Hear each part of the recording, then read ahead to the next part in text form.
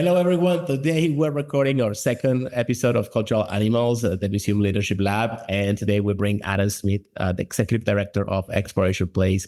It's one of the most innovative places and active museums that I have seen in the latest years. So I'm super excited about having Adam here at the podcast. Adam, welcome. Hi, Antonio. Thanks for having me. It's my pleasure. So hey, funny that we have another person from the UK, like just two UK persons in consecutive. Can you tell us a little bit about your origin story? Sure. Yeah, I guess like Nick, I've probably got a transatlantic accent now. I lived and worked the first 29 years of my life in Britain, where I'm from, and I've been in the US now for 25 years. So my family all think I talk like an American, but Americans seem to think I talk like a Brit. So I was born and raised in Northern England, and I think museums have been a really important part of my life. I got my first job in a museum when I was 17 years old, and it's all really I've ever known or done. And what were you doing when you were 17? We had a local heritage centre, Pendle Heritage Centre. It's still going in Barrowford, Lancashire, and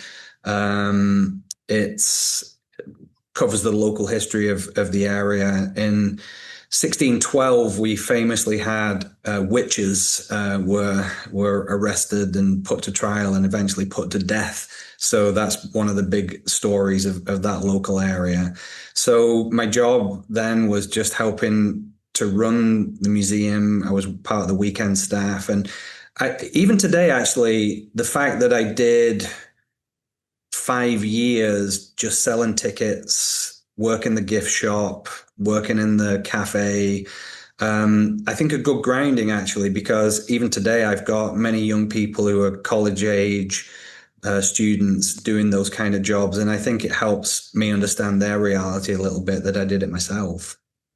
Wow.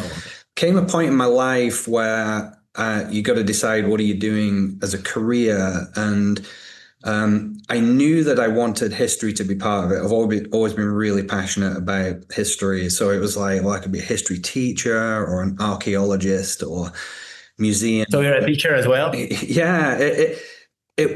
I think I was really on the edge whether to do archaeology or museums. And I'd actually been accepted to a really great archaeology program. And I got quite a large grant from the government that would have paid me quite well for that.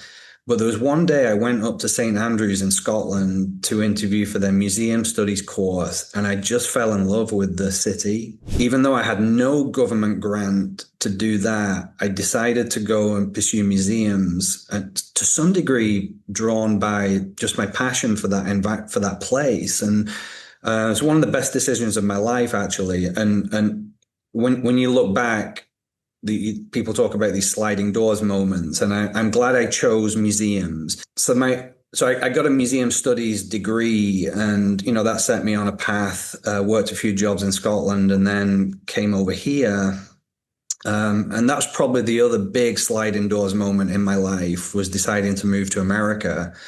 And again, how did that happen, Adam? Well, my first real job out of college, I ran a local history museum in a town called Methil in Scotland for a couple of years. And then I did 5 years at the Museum of Flight in Scotland. It was part of the National Museums of Scotland. And that was one of the great times in my life. I just found myself in the right place at the right time with a tremendous amount of freedom. At the time, the National Museums Organization, they were building what in dollar terms would be $100 million museum in the center of Edinburgh, and nobody seemed to care what was going on at this satellite museum that I was running just outside of Edinburgh. And for me, it was just perfect. I was full of ideas and enthusiasm, and we were able to make a lot of progress there in a very short period of time. And I think probably started to catch some attention. We won some nice awards as an organization, and I came over to the US in 1999 uh, to complete my pilot's license. I was learning to fly, but I also did a tour of aviation museums in the US. I wanted to take in some of the greats like the Smithsonian, and I gave a talk. There used to be an annual convention of aviation museums in DC, and a few weeks after giving that talk, I got an email from Oshkosh, Wisconsin, from the EAA. They run the world's largest air show there every year, and also they have a world-class aviation museum. And the email said, "Are you interested in running the EAA museum?" And until that point, the thought of the thought of living and working in America had never even crossed my mind. I never imagined it. And at first, I actually thought that I couldn't do it because my mother would be upset with me, like moving thousands of miles away from home. But turned out when I talked to my parents that they said, we always thought America would be perfect for you. And so it proved. I do feel, like I said, it's one of the most fundamental decisions of my life and quite an important one, because even in my late 20s, I was feeling that I was possibly reaching the ceiling of what I could achieve in the UK. Right. And coming to America, without question, opened up like literally a whole new world of opportunities. And while I've had sort of ups and downs in my time here, I do not regret moving at all. And thankfully, the internet and the whole growth of the internet means I've felt like I've stayed connected to my family pretty well. Do you go back often to UK? Yeah, I do. I think on average, I've gone back a couple of times a year. One of the things that making that move across the Atlantic, it's definitely an asset having a British accent in the United States. It is. Sort of curiously, people over here hear my accent, and in their minds, they start seeing pictures of Buckingham Palace, and like it seems to represent culture in a very positive way that's definitely helped me. So if your listeners are in the US, you may not know that my accent personally to British people is much more Americanized. well. My original accent is reminiscent of sort of coal mines and the industrial north of England. It's not so much culture, but yeah, it definitely a good move for me, and it I mean, I've got to say, I felt very welcomed by the people of America from day one. It's been a wonderful experience, and on day one, if you told me I would eventually become a US citizen, I would have said, no way. I'm British. I'm proud of where I came from and proud of my country. But I will. It took me a while, but 2 years ago, I did take the oath and become a US citizen. 2 years? After how long? So, well, I lived here 22, 23 years before doing that. And some of it, I think I wanted to get to a place where in my own heart, in my own belief, I wanted to do this for the right reasons. And I've sometimes said that Britain is a free country, but in the US, there's about 5% more freedom. And in that 5%, there are actually some things that are not great, but there are also some things that are fundamentally really great and really important, and I've actually come to value very much. So I think I just got to this point where I felt I want to be a full citizen, but when the World Cup comes around next summer, I'm still supporting. It's gonna be a tough one. I'm still supporting England. So Adam, quick question. And then you came to the United States, and you were doing the aviation museum. Yeah. What's your favorite aviation museum in the US? Because there's a lot. Great question. Because there are, in fact, 600 aviation museums in the US, which is itself quite amazing because the first flight was only 122 years ago, and already we've got 600 museums dedicated to this thing. There's lots of different flavors of aircraft museum, and I think I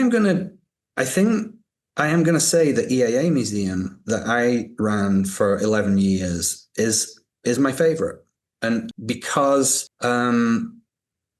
what that museum represents is the human spirit expressed through aviation in a way that I think is really special. EAA stands for Experimental Aircraft Association. The original experimental aviators were the Wright brothers. They invented the airplane and in a very, very cool way. And the museum tells the story of how individuals have expressed the human desire to advance technology, advance exploration.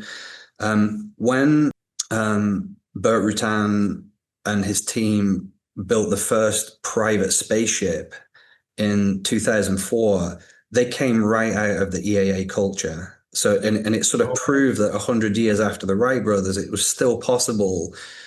That was a small team of people, but they changed the world because by saying that space travel, space exploration doesn't belong to governments, it can belong to the people. They paved the way for things like SpaceX, no question. And look at how SpaceX is changing the world that we live in right now. And so for me, there is a special place in my heart for EAA and its mission. And also it was a big part of my personal development. I spent a good chunk of my career there and had the opportunity to meet some very interesting people and got some really good mentorship, people that helped to, shape me and who I am. I can't imagine. How did you went to work at Comic-Con? Well, Comic-Con came a little bit later.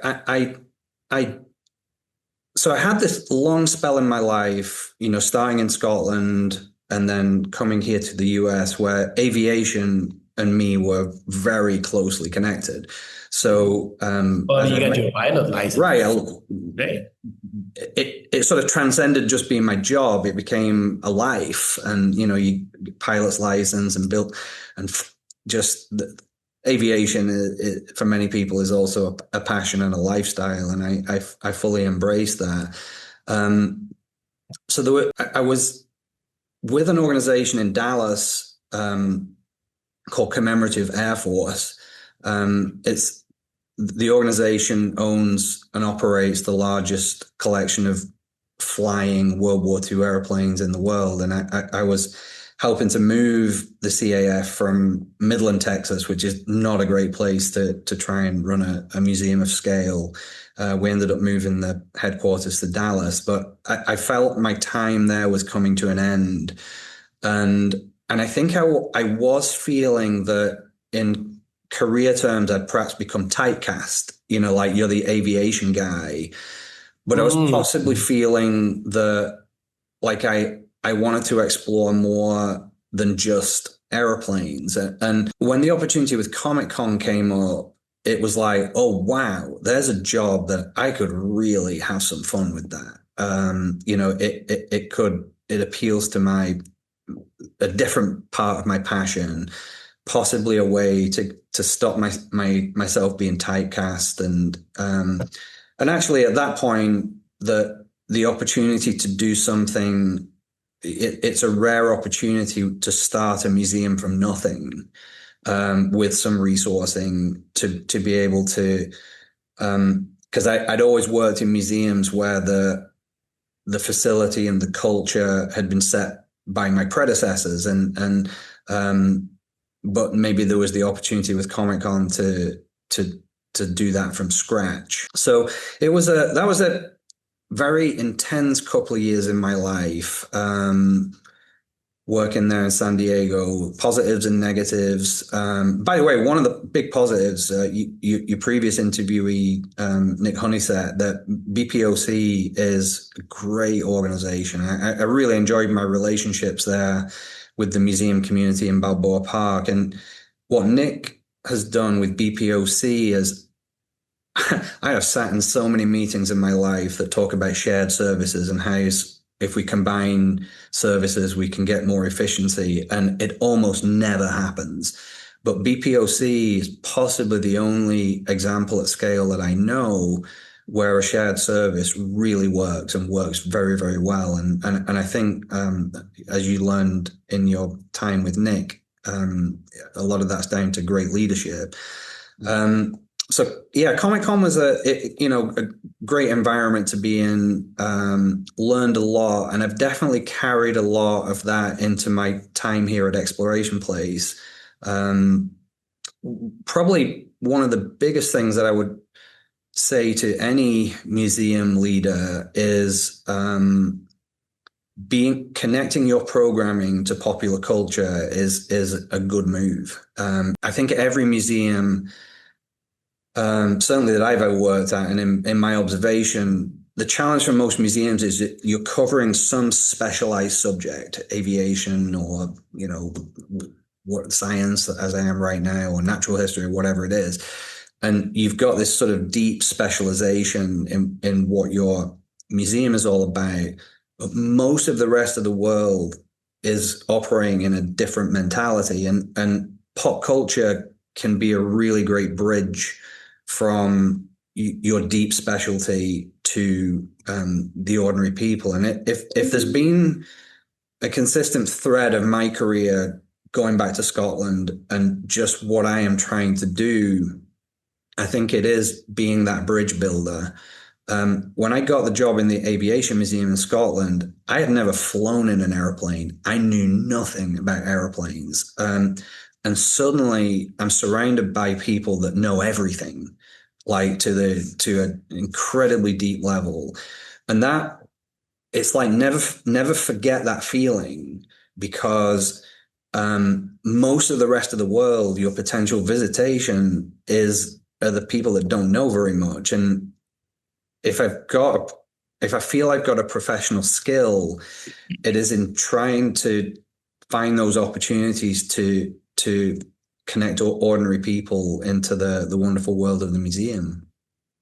And Adam, like I was telling Nick, I was at the New England Air Museum this year during the summer, and they can allow you to go into two planes at that moment, and one of them was one of those World War II planes, and you can just sit down in the cockpit and you have this thing, and oh my God, like you can just imagine yourself and like all these feelings go and you're like, oh, because there was that time there were no computers, like everything was done by hand. It was a miracle that these things just fly.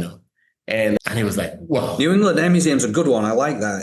It's I've often said it's the closest museum in North America to the one I used to run in Scotland.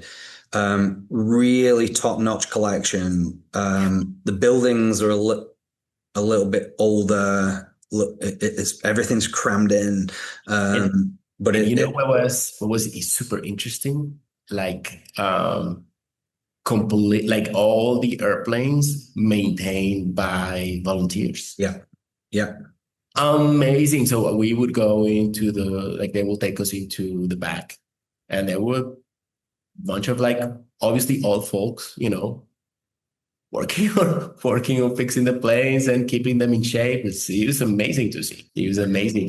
In fact, I will say, on both sides of the Atlantic, wherever I've worked in whatever place, whatever subject matter, one of the consistent threads that has always inspired me is volunteers.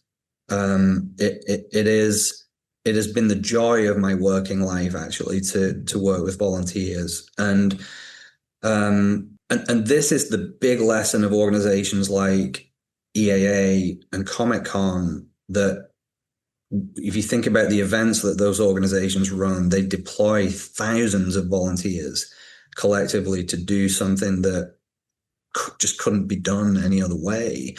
And it's, I don't know, I went back to Scotland this past summer and met some friends from my time there. And I started a project with them in the year 1999, and they completed the project last year.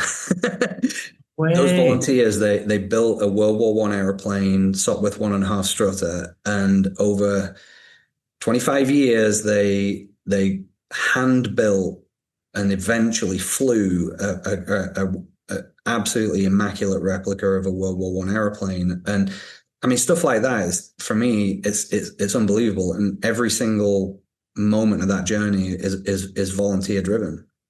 It's crazy.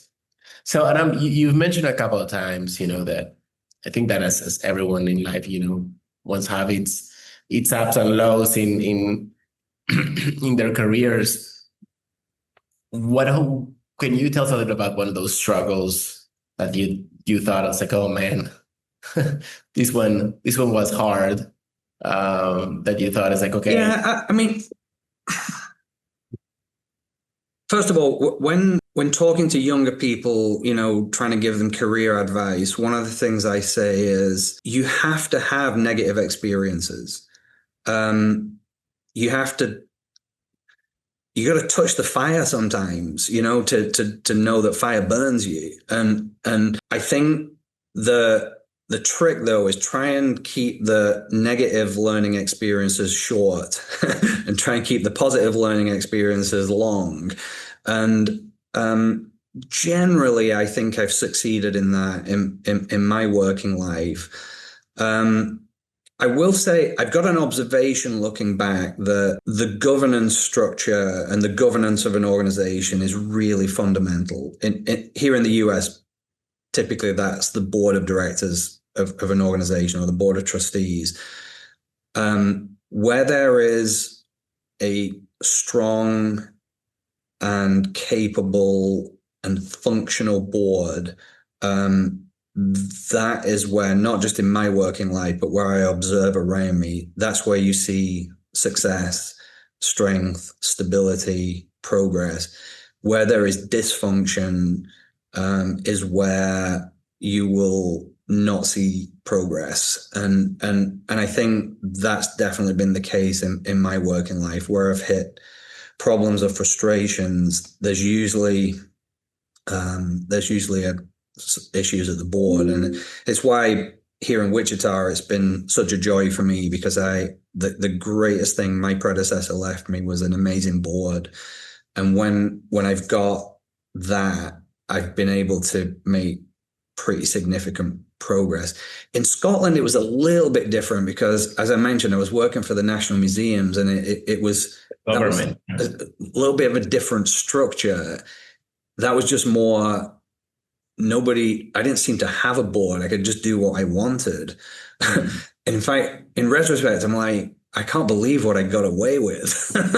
But but we were able to make extremely rapid progress extremely quickly. And there is a school of thought that the most efficient form of leadership is benevolent dictatorship. And in that particular case, it probably worked out. Oh man. And what are the things and that you're seeing other museums kind of struggling, that you said it's like, hey, what are the things that you're seeing like out there, especially we're going through these kind of special circumstances in the museum industry right now.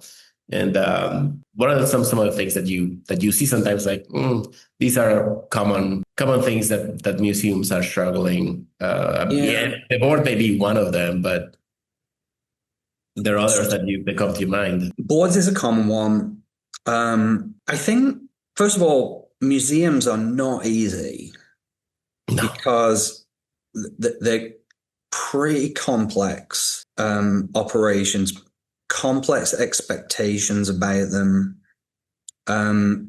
Like in my current role, I'm running a museum, but I've also got to be an expert in food and beverage and retail and running a movie theater, and and in this sort of weird environment where some proportion of your audience thinks that everything should be free, and so that there's definitely sort of complexities that you've got to get your head around.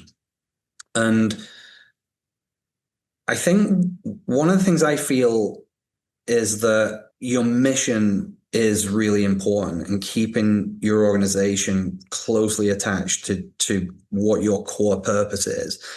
And I find that that becomes quite a good compass, because 10 times a day, somebody's telling me that I need to do something, and pitching ideas, partnerships, suggesting it's our moral obligation to support a social cause, or what, there's just so many different things. And I find that having the mission at the center of your thought process and decision process, it helps to bring some clarity towards what we decide to do and what we don't decide to do. And in some ways, like, the decisions, what you decide not to do, are sometimes even more important than or the things that you decide to stop doing.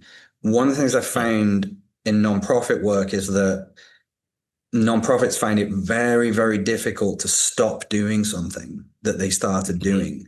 And it's actually really easy to start programs. And so I've, first of all, developed probably a much stronger backbone than I had 30 years ago, in terms of being capable of just saying, we're not doing it anymore. It doesn't make sense. And finding diplomatic ways to extricate yourself from something that doesn't make sense for the organization anymore. And also being more careful and considerate on the front end. You don't want to crush creativity and entrepreneurial thinking and the good forces that causes people to want to create new programs, but be cognizant that when you take a new program on, you're accepting a significant new workload, and you need to think about that. That's so interesting. Yeah, absolutely, absolutely. And even for example, us as a software vendor, I remember having this conversation with somebody from San Diego too. Somebody who actually had this naval ship, and then people will go into the ship and then they do this. And he was telling me about something very similar to what you were saying. He's like, I have to, like, people expected to be for free, but then when you say, it's like, no, like, we're gonna charge for these so you can have a better experience, instead of just giving you a cheap experience, because we didn't have this and this and that. It's like, no, we're gonna give you we want to, kind of charge you a fair price for that, right? And it was interesting because we were very young when we were dealing with this thing, and he was like, "No, if you're gonna build a feature, like, you have to charge for it because you have to maintain it. You want to make sure that the feature does the job. So if you should just charge for it." And Actually, it was an interesting lesson for us as well. One of the things that I've developed a significantly stronger backbone on is pricing. And I think in the museum world, there is this sort of pressure to charge the least amount of money possible for something. There's just a mentality that our job is to keep it as cheap as possible. I'll give you an example. When I came here to Exploration Plays, we have a dome theater, so it's not technically an IMAX, but a large format theater, and it's a really good theater, and we show really good films in it, good quality projectors. And I came here, and the ticket price was really low. It's $5 per ticket, and I've got a general sense of where the market is for something like that, and we're way under it. So I said to the staff, "Why are we only charging $5 for this?"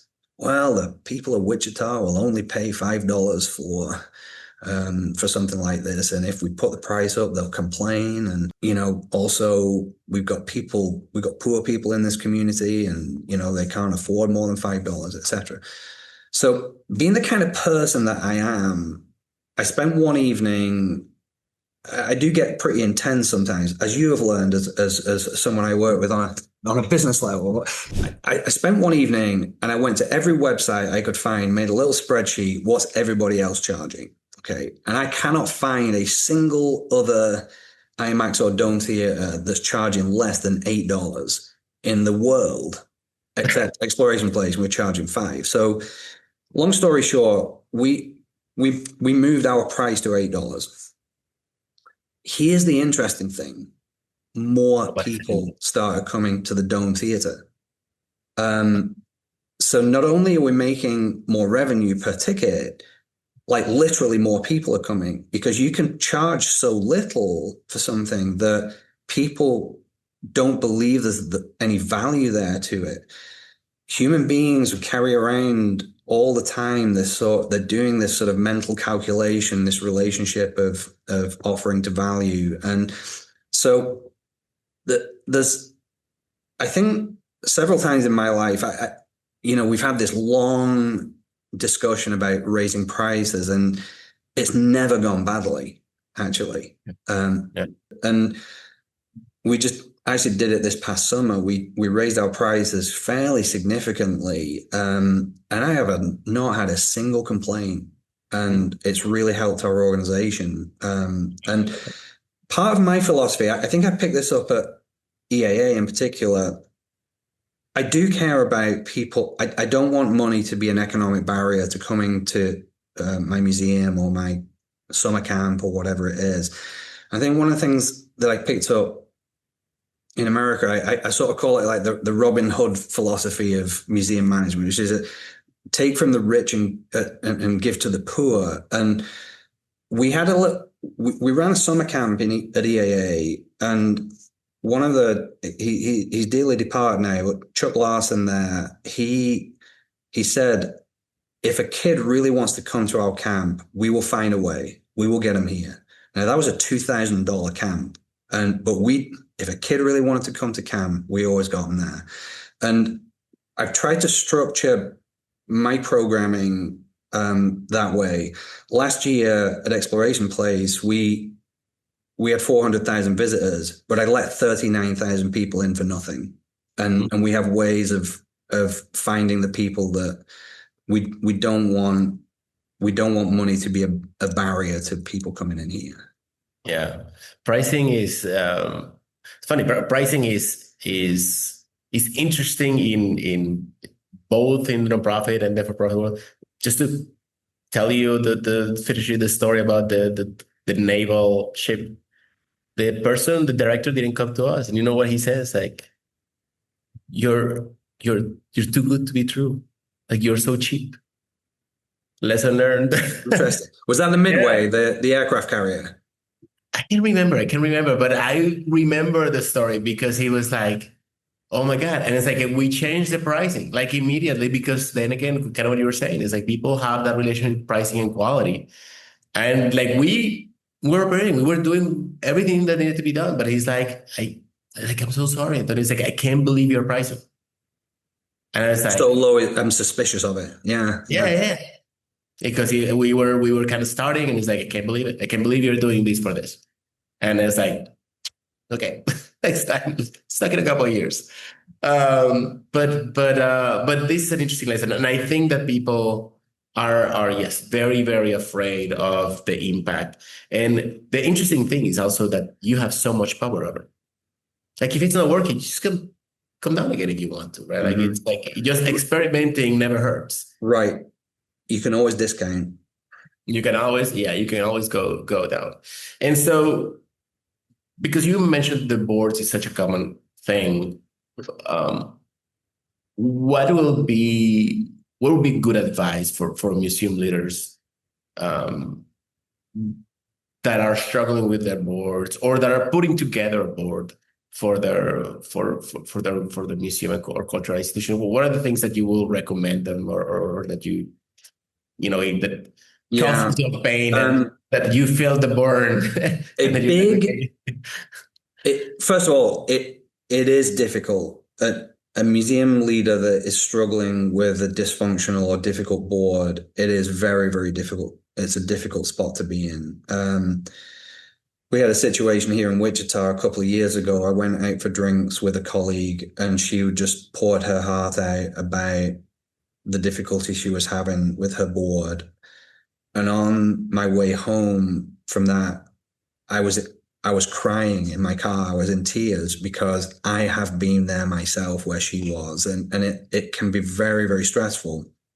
Um, I One little clue is that I have become a very strong believer in the value of term limits on boards.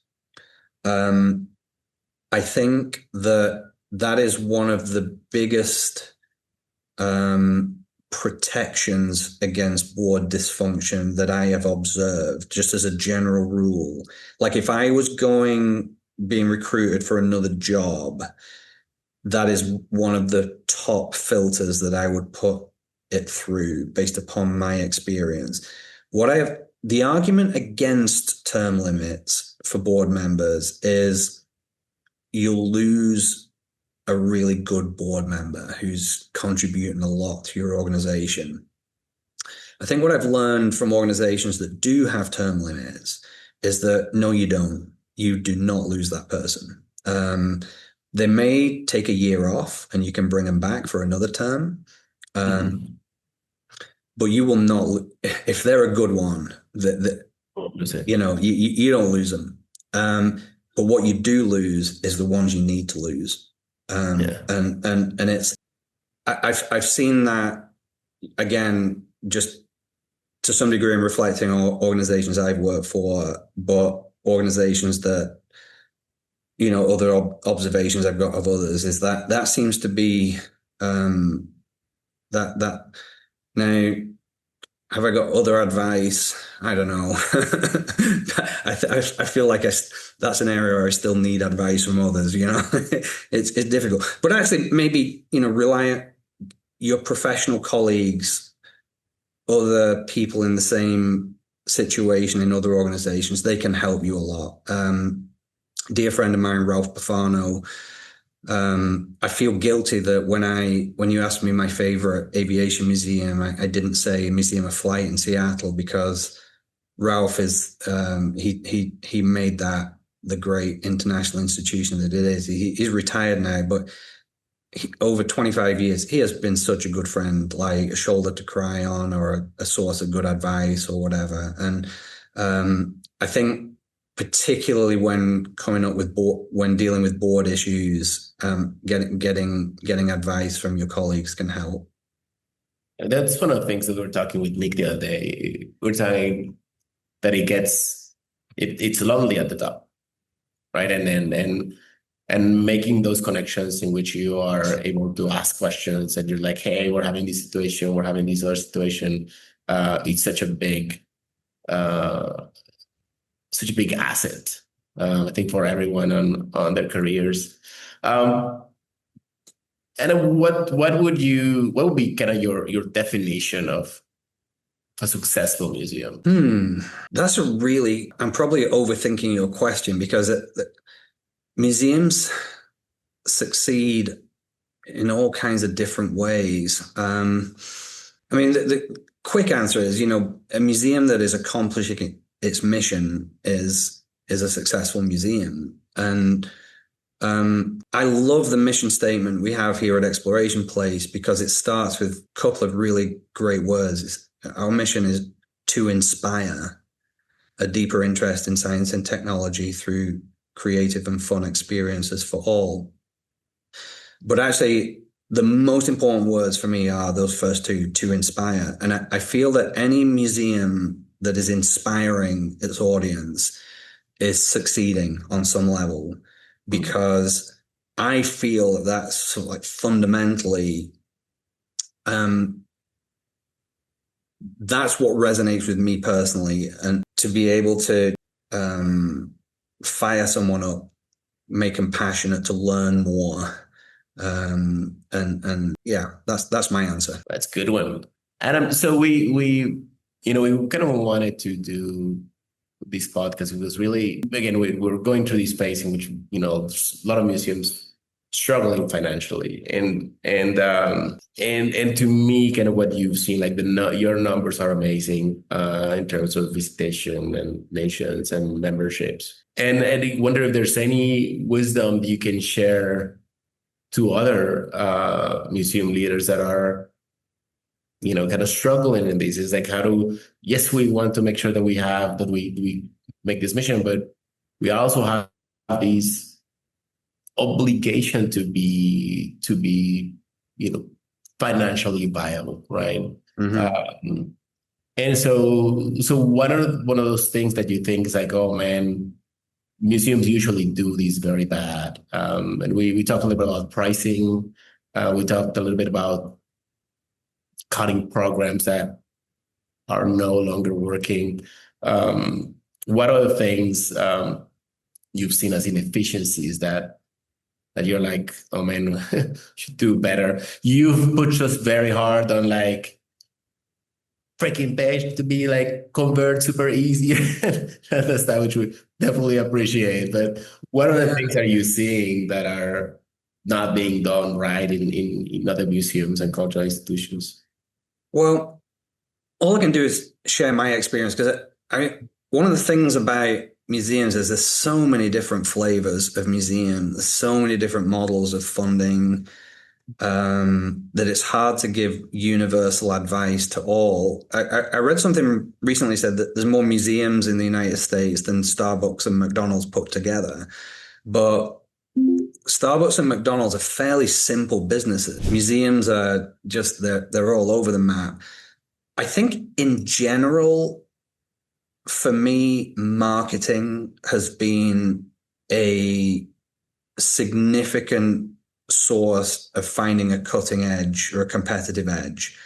A lot of the success that I've had when I've had it has been joined at the hip with a successful marketing program. And it was actually probably the biggest challenge that I felt crossing the Atlantic was the change in marketing environment. I'd had this run in Scotland where we really, I think we quadrupled the attendance in the 5 years I was there, and really did some great things. And I came to America and realized that I can't market my museum the way I could back in Scotland. That's interesting. In Scotland, at the time I worked there were 2 commercial radio stations covering the entire nation. Then I come to Oshkosh, Wisconsin, town of 50,000 people, and there's 20 commercial radio stations, and they all want the same money, And so I felt I had a problem, and I will say I felt I struggled my first few years in the US with this transition, because I went from an environment where I can communicate with the people that I want to communicate with to a point where I can't afford to communicate with the people that I want to communicate with. And eventually I found my feet. And I will say that the rise of social media has been one of the most helpful things to me personally, because it gives you the ability to communicate in a very precise way with, it gives you the freedom and the empowerment to build your own audience. It gives you the ability to communicate with them. Actually, just last night, I was sitting with a colleague at a Christmas event, and he tells me that he's not allowed by policy to have a TikTok account. And I'm like, you're kidding me. And I actually got kind of animated in this conversation, like, man, you got to push back on this. And it's not that TikTok it's like an okay channel for marketing. We've had a few that we've put out that millions of people have found, and it's good and things like that. I don't think it's driving a ton of attendance, but I was animated because the principle that you can't build your own audience and communicate with them by policies like, whoa, that scares me a little bit because that's been very, very important to me. And Like, how do you manage your marketing in your organization? Like, do you have an outside agency or do you have like an internal team? well, I'll tell you that in we I have had a good run here at Exploration Place. I think in the 6 years I've been here, Amazing, we've Adam. effectively doubled our attendance and really fired up the programming and things like that. I will at the heart of that, I think we've brought some energy to creative programming, but the marketing aspect, which includes hiring a good marketing staff, but making a big shift of spend. By the way, we're currently spending half of the marketing dollars that we used to spend. Um, I felt we had this very inefficient model. All the money was going on legacy media, TV advertising, radio advertising, print Okay. advertising, and we just kind of we had an agency that was doing it all. And that's not a model that I can be successful in. We made a big shift to digital, all digital, very precise. And where the previous model, like we couldn't market anything without spending a minimum $10,000 on it. But in the world of a museum, there's often programs. I got one coming up this weekend, and there'll be 3,000 attendees, something like that. And I haven't really got $10,000 to spend on it. I need a marketing campaign that we can put $2,000 on or something. And so being able to just redoing the marketing model, I do think it was very empowering. And, we're able to find some pretty good efficiencies. One of the things that like any 501c3 nonprofit in the US, any museum listening to this, you are eligible for $10,000 per month of free advertising through Google Grants. I mean, that is available to any museum. The average museum in the US pulls about $200 a month out of that program because they haven't invested the time or they're technically scared of it or whatever. I will tell you, I am pulling, or Exploration Place is pulling $10,000 per month of free advertising from Google right now. And first of all, no credit to me. That's my Erin Manning, my VP of marketing, and an amazing team that built us up to that. But there are. I'm finding a long-winded way to answer your question about how do you This is gold. how do you This is grapple gold. with the economics of a museum, which are always tough. And I will say that some of what I'm talking about, this has been with me from day one. Like my career has basically evolved along with the internet generation. Like as I was starting my career, the internet was starting, and I've always tried to position my organizations and my work a step ahead of. And maybe I've always felt I've been a step ahead of where the average museum is. So, like real early, just having a book out in the museum where there was this new thing called email, and but for me, it's like, wow. So there's a way that I can communicate directly at no cost with the people that want to hear from me. So just having a book where people would leave their email address and hand typing those into a database. Obviously, things like that have evolved very significantly, but the principle is the same. Any museum, any size, is empowered to create an audience and build it, and you can monetize it. Absolutely, absolutely. So, Anna, because I know that you have a hard stop, but I wanted to tell you that every time that I visited Exploration Place, so one of the things that like it was kind of like the team that you had in place not only not only was always top notch and committed, but also uh, very vocal about your leadership and how great you were as a leader. Which it was interesting because you could tell by the energy in the museum while we were working there. So Well, thanks for congratulations. passing that on. They don't tend to mention that to me. It's Oh, not, no, no, it was pretty crazy. We were working with one department and working with another department and working with another department, and it was a common comment. It was a it's very nice. common. Well, it's nice to hear, and thanks for feeding it back to me. I think one of the lessons I picked up, and again, EAA was a very important part of my personal development. One of the people that talked me into moving over here. There's a guy called Mike Dale. He's British, but he came over to the US and he ran Jaguar cars for a long time, a brand that's built on quality. And Mike's in the field of automotive, a legend, and very, very helpful to me and really got me thinking a lot about culture in organizations and the deep power of culture. You cannot change culture overnight. You grind on that every day. You're moving a flywheel. And I'm 6 years into this job here, and I'm only just getting started on some of the cultural aspects that I'm working on.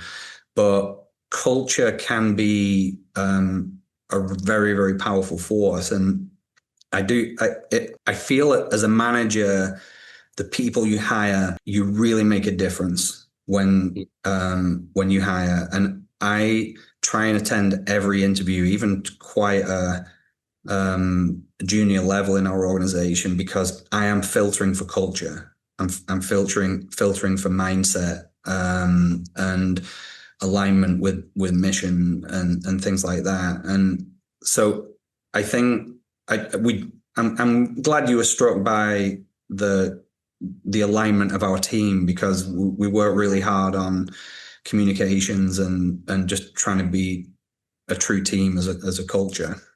Yeah, it was interesting because sometimes speakers say, well, you can put investment in training and you can put investment in you know I don't know, cultural things around it, but it is like it's nothing compared to the impact of good hiring and good hiring practices. Because that's where you say like, okay, this is if you're gonna put a lot of investment into kind of not high quality personnel, but it seems like you guys have this run very, very well. It is very impressive. Adam, who would you like to be next on this podcast? Who would you recommend for us to interview that you think is like, hey, who has like tons of nuggets for other museum leaders? You should interview this guy. Who would it be? I think my thoughts turn to people that have inspired me, and that as I work in my day to day, I feel somehow I'm trying to channel their philosophy, or I'm hoping to make them happy. Rather than single one out, I'll give you two or three. First of all, National World War II Museum in New Orleans, to me, is one of the great museums that's been developed over the last generation. Very, very well led. And if you want like another transatlantic accent, it's led by a Scotsman called Stephen Watson. And so I give you Stephen's name. I admire the organization because it's, I think, perfectly poised at the intersection of mission, entrepreneurialism. They've done some groundbreaking things. They operate as a strong business, but their mission, that is a serious museum with serious scholars, and it's just, there is a purist in my heart that I love seeing museums do great things. So I'm I think Vince, I may pronounce his surname incorrectly, Kadluchek at Meow Wolf. Okay. I feel Meow Wolf is a very interesting arrival in the cultural space. Again, if in the last 10 years, what's happened that is really interesting to me is I'll never forget going to Meow Wolf for the first time, and how often do you go to a museum or an art gallery and there is a 2-hour wait to get in it because there's a line of people, and being connected, connecting mission to ordinary people and what they want to do. I think as an organization, that's a very interesting case study for any museum, even if you're not, you might be a history museum and think that's all a bit abstract, but marketing, positioning, there's some, I think, very interesting organization. It's not a museum, but right now I am building, in 3 months from now, we're opening a huge expansion that I've been working on for the last 3 years. We're building a 6-acre, well, I don't want to call it a playground. It's 10 playgrounds in one really amazing space, and it's fairly deeply inspired. We found our own path, but the inspiration is in Tulsa, Oklahoma. They did an amazing public park called the Gathering Place, and I think that what they developed there in terms of play and a deep belief in quality standards. There's going to be hundreds of these built, and we'll probably be like the 5th or 6th. And the guy that was behind that, he works in Dallas now for the Trinity Park, but he's called Tony Moore, and he really inspired me, seriously inspired me. And I'm not sure, this is bizarre, but I only met him once. But it took. I got the message. It's all it took. Yeah, and in some ways, I just hope he's happy when we open ours. Oh man, no, that's amazing. We'll reach out. Adam, thank you so much. This has been great. I think our audience will be thrilled. I mean, I think that what you said about marketing and this is such an underestimated superpower just to get that machine going. Yeah, and see, maybe you actually just this deeper conversation helps you understand the business conversation that you and I are having, because it's you understand how important marketing is to me, and you and your business are a very important part of translating. The marketing's the top of the funnel. Absolutely. You are an important part of converting the interest that we generate and the connections that we have into the actual transaction, the visit, the donation, whatever it is. Absolutely. No, it rings strong. It rings very strong, Adam. Adam, thank you so much. It was a pleasure. As soon as we get it out, we'll send it to you. All right. Thanks, Antonio. Adam, have a great rest of your day. Okay, bye-bye. You too. See ya. Bye. So first, thanks for listening, watching, and spending some time. We hope you enjoyed the conversation as much as we did. And if you'd like to catch more episodes of the Cultural Animals, the Museum Leadership Lab, please share and subscribe to the podcast. And you can listen to it on Apple Podcasts, or you can listen to it on Spotify, or rewatch the full episode on YouTube. Yes, I'm reading the thing. And then also, make sure to follow me on LinkedIn and Facebook and X and whatever other social media thing we're going to put this on. And we'll be sharing more content and inviting other leaders from the museum and cultural industry.